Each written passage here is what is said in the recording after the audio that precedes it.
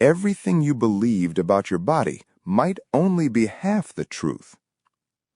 Imagine you are a biologist, spending your days in a quiet lab, diving into the secrets of life through the lens of a microscope. This was the state of Dr. Bruce Lipton, an enthusiastic cell scientist raised with the certainty that genes are the supreme rulers of human destiny. That's what he learned, and that's what he taught his students, that we are merely biological copies driven by an inescapable genetic code. Then came an ordinary day, an ordinary experiment, but it carried with it an extraordinary surprise. At that moment, Lipton was observing identical stem cells, same DNA, same origin, no difference between them at all. He placed them in different dishes, each dish containing a slightly different environment. And he went back to complete his daily tasks, not expecting what awaited him later. After some time, when he returned to examine the results, he found a scene that was like magic. The cells in the first dish had turned into muscle cells. In the second dish, they became fat cells. And in the third, they became bone cells. And here, time stopped for him. What kind of equation is this?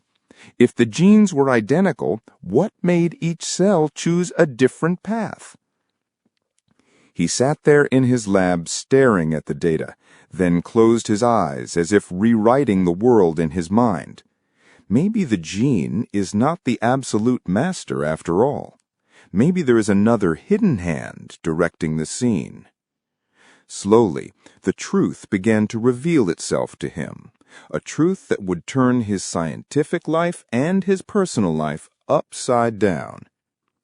It is the surrounding environment that activates or suppresses genes, and what a person lives internally, from thoughts, feelings, and beliefs, is nothing but an internal environment sending signals to his body at every moment.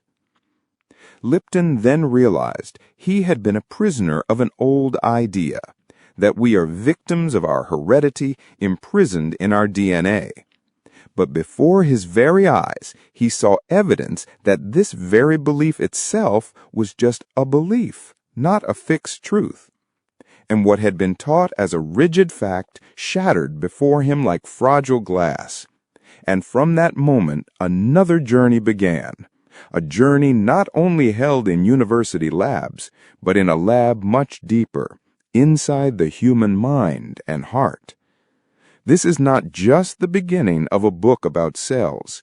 It is the beginning of a story that shakes the foundations of our thoughts about who we are and about the extent of the power we have to shape our bodies, our lives, and our destiny.